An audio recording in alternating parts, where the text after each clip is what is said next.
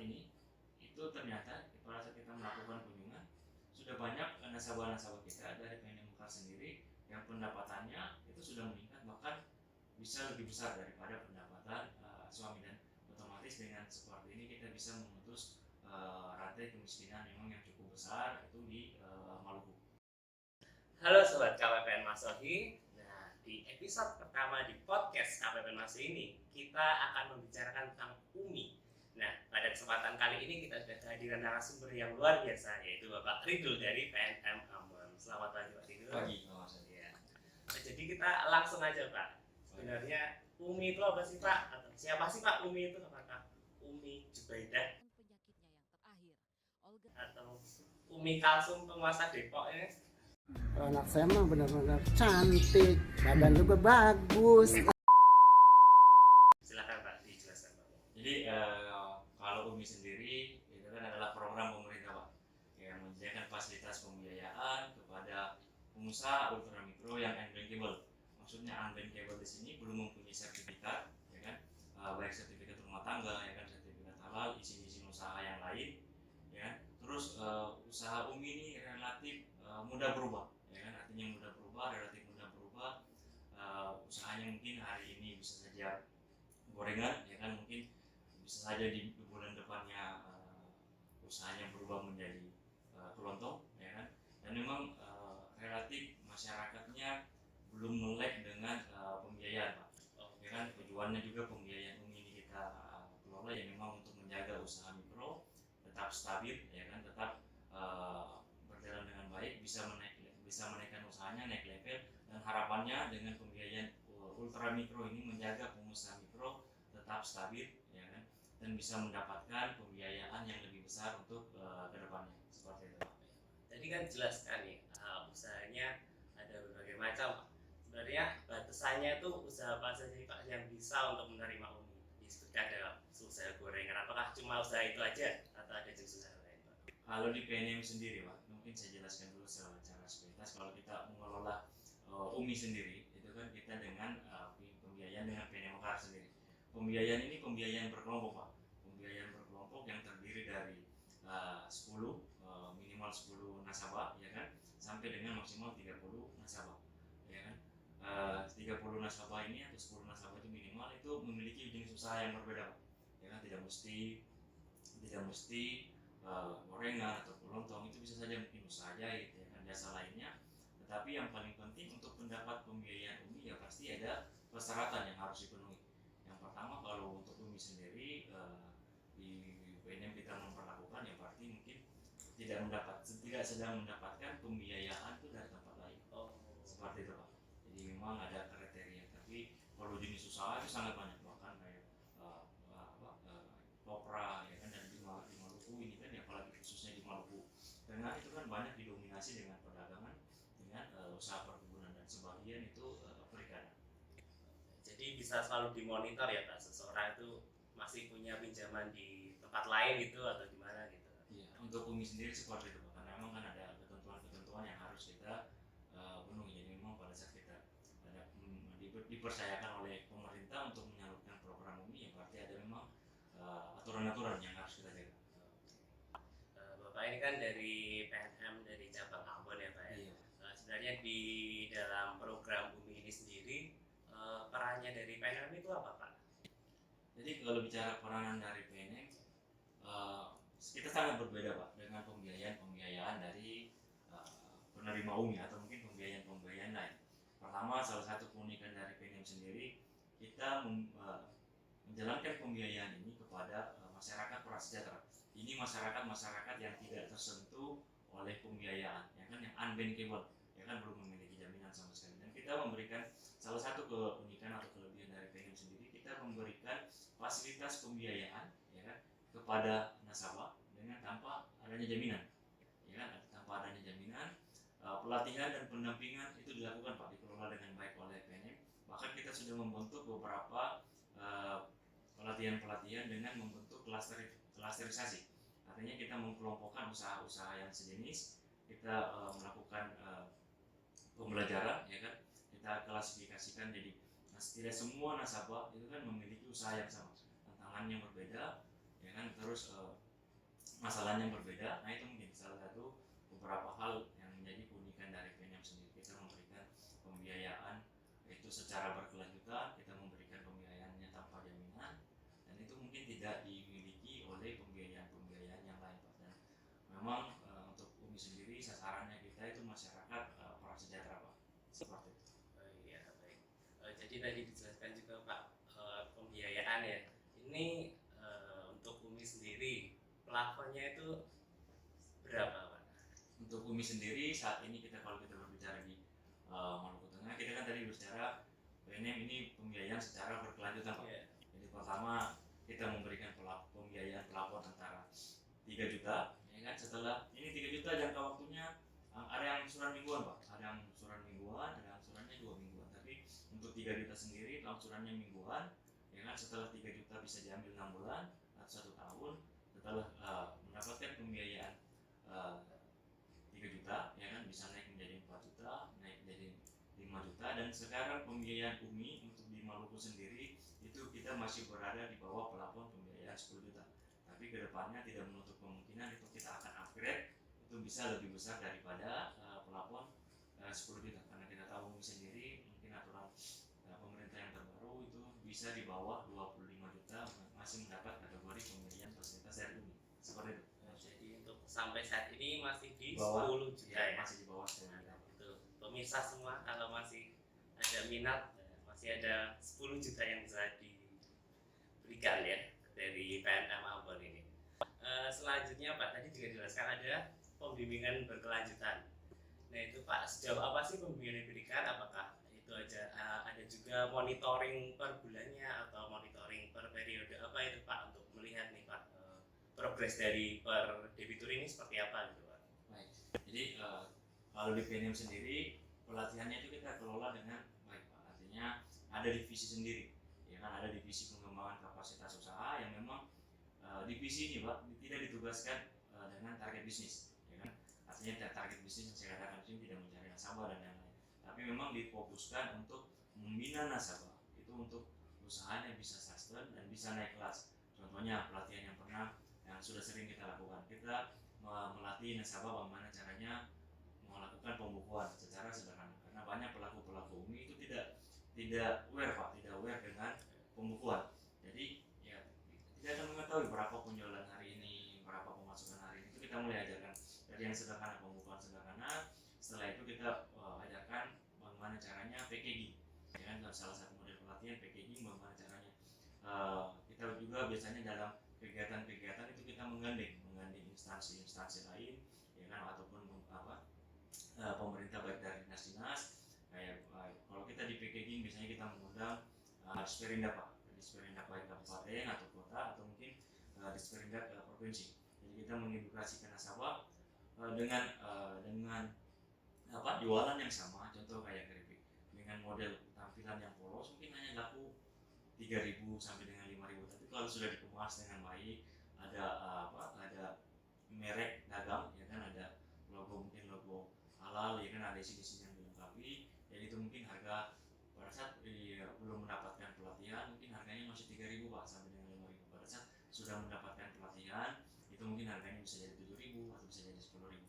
Ada lagi pelatihan terkait dengan penjualan online, itu yang paling kita lakukan dengan baik pada saat masa COVID Pak. Walaupun memang tidak semua usaha itu bisa dilakukan secara online, tapi dengan adanya kita belajar dengan fase COVID, ternyata ya banyak pengusaha-pengusaha yang awalnya tidak melek dengan teknologi itu harus dipaksa, dan kita masuk di situ, kita mengajarkan bagaimana caranya berjualan online. Kemarin juga di Kota Ambon dan di beberapa daerah kita menggandeng aplikasi dari pemerintah untuk cara berjualan online. Beberapa waktu yang lalu kita menggandeng beberapa marketplace untuk kayak Gojek, ya kan, terus Grab pada saat itu, dan saat ini kita sudah mencoba beberapa aplikasi-aplikasi lainnya.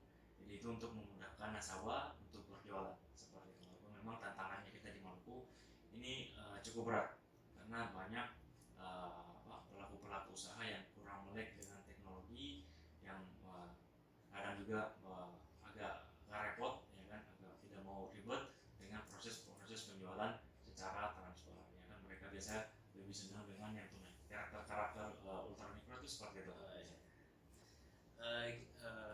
selama ini Pak, dengan banyak keterbatasannya Pak dengan para debitur Umi ini, gimana sih Pak cara menyatukan itu dalam pelatihan itu Pak? Gimana sistemnya itu Pak? Jadi kita di PNM Mekar sendiri Pak, selain pelatihan yang saya katakan tadi, kita kan ada namanya pertemuan kelompok mingguan, ya kan? Nah, ini salah satu keunikan dari PNM sendiri karena bukan hanya memberikan modal, tapi kita melakukan pertemuan kelompok mingguan. Dari pertemuan kelompok ini kita mengidentifikasi nasabah-nasabah yang rutin hadir di pertemuan, ya kan? Jadi itu sebagai salah satu nilai plus dari nasabah-nasabah. Jadi pada saat ada pelatihan besar, kita mengunjungi pelatihan-pelatihannya, dan kita menyampaikan bahwa ke depannya atau bulan depan itu kita akan mengadakan pelatihan. Jadi mengakomodir atau memanggil nasabah itu tidak sulit Pak, karena memang kita sudah membentuk kelompok-kelompok di masing-masing lokasi nasabah tersebut. Ya, jadi mungkin di satu desa atau satu kelurahan itu terdiri dari beberapa kelompok, dan itu seperti yang saya katakan tadi minimal 10 maksimal 30 itu diketuai oleh ketua kelompok Pak. Ya kan? Contoh kayak 10 orang itu ada satu ketua kelompok. Ya, ketua kelompok ini yang akan mengakomodir, ya kan, yang atau bertanggung jawab terhadap anggota-anggota yang lain. Jadi ibaratnya ya kita memang membangun hubungan relationship yang kuat terhadap nasabah. Mungkin itu salah satu keunikan, salah satu yang menjadi perbedaan dari PNM sendiri, karena mengelola pembiayaan dengan tanpa jaminan itu kan memang kita harus perkuat di relationship-nya Pak, karena memang tidak ada agunan yang kita pegang. Jadi memang ya pola-pola seperti itu yang kita sudah lakukan selama ini, alhamdulillah itu cukup berhasil, terbukti dengan pertambahan jumlah nasabah, pertambahan jumlah kantor yang cukup signifikan di beberapa tahun terakhir. Jadi lebih mudah untuk koordinasi gitu ya Pak ya? Benar, jadi karena adanya ketua kelompok kita mudah berkoordinasi, dan ketua kelompok bertanggung jawab terkait dengan nasabah-nasabah yang dikelola oleh ketua kelompok tersebut. Kalau kita boleh tahu Pak, selama ini atau sejauh ini sampai hari ini ada berapa sih Pak debitur untuk Umi di PNM? Kalau kita berbicara di Masohi di Maluku Tengah sendiri, jumlah nasabah kita di 4 unit Pak. Kita kan ada 13 unit, tapi kalau untuk unit Kota Masohi sendiri Kabupaten Maluku Tengah itu kita ada 4 kantor. Total nasabah saat ini itu ada 12.100 Pak. 12.100, tapi tidak semua itu menjadi kategori pembiayaan dari Umi. Umi itu ada sekitar 2.760, ya kan? Tapi dengan model pembiayaan yang sama, karena seperti yang saya katakan tadi, pada saat di Umi kan kita harus memenuhi kriteria sesuai dengan persyaratan yang dimiliki. Jadi total kelolaan Umi sekarang itu 2.760, yang kemungkinan besar itu akan meningkat lagi Pak jumlahnya dalam waktu beberapa bulan ini, karena memang prosesnya teman-teman di lapangan cukup baik, dan kita sudah mulai dikenal, ya kan, dengan pemerintah daerah, baik itu tingkat desa, tingkat kelurahan, ya kan, dan sudah memiliki jaringan yang luas, ya kan, karena sistemnya PNM sendiri membangun relationship dengan membangun jaringan yang cukup kuat di bawah, sehingga setiap hari biasanya ada terus nasabah yang berminat ke PNM, karena kita membentuk kelompok-kelompok. Jadi selain kita memberdayakan masyarakat tersebut, ya tidak dengan secara tidak langsung mereka akan mengajak tetangga, mengajak warga-warga sekitar untuk bergabung di PNM, ya kan, karena mereka sudah merasakan hasil yang selama ini kita berikan. Dari mulut-mulut juga. Iya, benar. Jadi sebenarnya bisnis pembiayaan ini kenapa cukup signifikan kenaikan nasabahnya dalam waktu beberapa tahun terakhir, ya itu seperti saya katakan tadi. Yang tadi pertama, apabila kelompok tersebut masih berjumlah 10 orang atau 15 orang, mereka masih punya kuota Pak, sampai dengan memenuhi maksimalnya itu 30 orang. Ya kan, dan itu cukup efektif saat ini kita lakukan. Jadi tanpa adanya penetrasi pasar oleh teman-teman AU, sebenarnya nasabah-nasabah ini sudah menjadi sales kita, ya kan, mengajak tetangga-tetangga, mengajak warga sekitar untuk bergabung di PNM Mekar. Baik Pak, kalau kita dengar ada peminat dari nasabah Umi semakin banyak gitu ya Pak, semakin banyak berkembang. Benar sekali. Bisa dibagikan Pak kisah mungkin salah satu atau beberapa nasabah dari Umi yang mungkin berhasil naik kelas Pak. Oke, seperti itu. Kalau kita cerita itu pasti banyak Pak, ya kan? Apalagi dengan jumlah nasabah kita yang cukup banyak, bahkan kita buka program ini PNM Mekar ini tahun 2018, ya kan? Saat itu jumlah pembiayaan kita masih di angka 2 juta, 3 juta sekarang sudah ada nasabah-nasabah kita yang sudah mencapai pelabuhan 10 juta, ya kan, pembiayaan sampai dengan 15 juta, ya. Itu jumlahnya cukup banyak Pak, dan bahkan pada saat kita lakukan kunjungan, karena pembiayaan PNM Mekar ini, ya kan, pembiayaan kepada ibu-ibu prasejahtera, ya kan, kepada ibu-ibu prasejahtera, sehingga itu bisa menjadi pemasukan tambahan. Pekerjaan suami itu tidak akan terganggu, ya kan. Contoh, suami itu beragam, atau mungkin suami karenanya serabutan, tapi yang kita berikan pembiayaan ini kan pembiayaan kepada ibu-ibu, ya kan, atau otomatis akan terjadi double income Pak gitu. Bahkan ada beberapa nasabah-nasabah kita yang sudah naik kelas, contoh kayak anaknya yang sudah menyelesaikan pendidikan kuliah, itu memang setelah mendapatkan pembiayaan dari PNM Mekar, ya kan, usahanya semakin berkembang dan bisa menyekolahkan anaknya itu sampai dengan lulus mahasiswa Pak, ya kan, lulus S1. Itu sudah ada beberapa contoh yang terjadi di PNM Mekar. Bahkan saat ini itu ternyata pada saat kita melakukan kunjungan, sudah banyak nasabah-nasabah kita dari PNM Mekar sendiri yang pendapatannya itu sudah meningkat, bahkan bisa lebih besar daripada pendapatan suami, dan otomatis dengan seperti ini kita bisa memutus rantai kemiskinan memang yang cukup besar itu di Maluku, ya kan, seperti itu. Oke Pak. Jadi kalau boleh tahu Pak, setelah para nasabah ini istilahnya sudah sukses Pak, udah naik nih pendapatannya, apakah bisa kembali menjadi nasabah di UMI lagi Pak, atau gimana? Bisa, biasanya pada saat mereka sudah mendapatkan pembiayaan yang lebih besar, mungkin agak ini Pak, mereka tidak akan tidak mau lagi. Artinya mereka kan pembiayaannya sudah besar, sudah lulus, otomatis mereka mungkin kebutuhan modal kerjanya atau kebutuhan modal usahanya pasti jauh akan lebih meningkat Pak, sehingga mereka biasanya ya tidak mendapatkan lagi pembiayaannya di UMI. Tapi itu kan biasanya ada range waktu Pak, mungkin kita berikan itu 48 bulan untuk kita bina di UMI. Kalau sudah naik kelas, ya, jadi mereka dapatkan pembiayaan itu mungkin yang lebih besar, dan memang itu sesuai dengan kebutuhan modal usahanya saat itu, ya kan. Kebutuhan modalnya saat itu ya otomatis pasca pembiayaan jauh lebih besar, ya kan, kemungkinan besar kita akan mencari nasabah-nasabah baru lagi, kita akan bina, kita akan naik kelaskan, bahkan sampai dengan pelapor yang mungkin lebih besar. Tapi kalau seperti yang dikatakan tadi, tidak bisa lagi kita berikan pembiayaan karena memang ada ketentuan Pak terkait dengan UMI ini. Oke Pak, jadi selanjutnya ya Pak, boleh dibagikan juga Pak ke sobat KPPN Maso ini, gimana sih Pak tips dan trik yang efektif dan efisien buat pemilik usaha mikro ini untuk bisa naik kelas nantinya Pak dengan mungkin lebih cepat gitu. Baik, kalau kita berbicara tips dan trik yang selama ini kita lakukan di PNM, ya kan, saya menghimbau kepada nasabah-nasabah atau mungkin pelaku-pelaku usaha yang masih ultra mikro, ya kan, yang mendapatkan fasilitas pembiayaan ultra mikro, tolong dijaga dengan baik, ya kan, karena banyak pemikiran-pemikiran, ya kan, dan banyak yang gagal mengelola usaha pada saat mendapatkan pembiayaan, karena pada saat mendapatkan pembiayaan dari UMI, ya kan, itu ternyata tidak sesuai peruntukan Pak, tidak sesuai peruntukan. Awalnya mungkin untuk modal kerja, untuk investasi Pak Anwar, itu dibelikan, contoh belikan HP, ya kan, digunakan sebagai uang muka, kredit motor. Nah itu mungkin yang membuat pelaku-pelaku usaha kita gagal.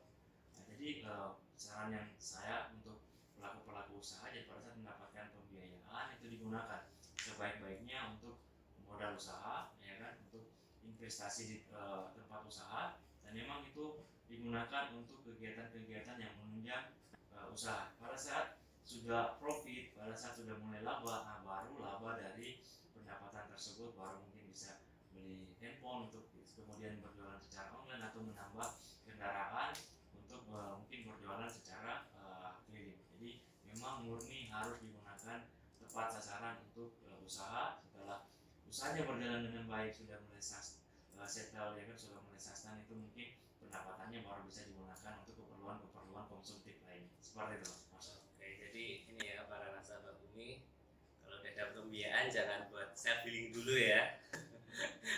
Ngikutin tren anak muda sekarang Pak, dikit-dikit self billing. Jadi biasanya sudah ada pos-pos Pak, sudah ada pos-pos sendiri. Kalau anak muda kan seperti itu, sudah ada pos-pos sendiri terkait dengan kegiatan-kegiatan ini. Jadi harus harus diatur sendiri ya keuangannya sedemikian rupa. Baik Pak, terima kasih banyak Pak itu atas waktunya. Kita jadi punya pandangan lain nih Pak tentang UMI, gimana cara mengelolanya, gimana kita bisa mendapatkan pembiayaan itu. Nah, kita harap Sobat KPPN Masuk ini bisa mencontoh dan juga mengikuti apa yang menjadi saran dari Pak Riko ini. Baik, karena kita rasa sudah cukup ya Pak ya kita bicarakan kali ini. Sampai jumpa di episode selanjutnya bersama saya Marcel Davin di podcast KPPN Masohi. Sampai jumpa.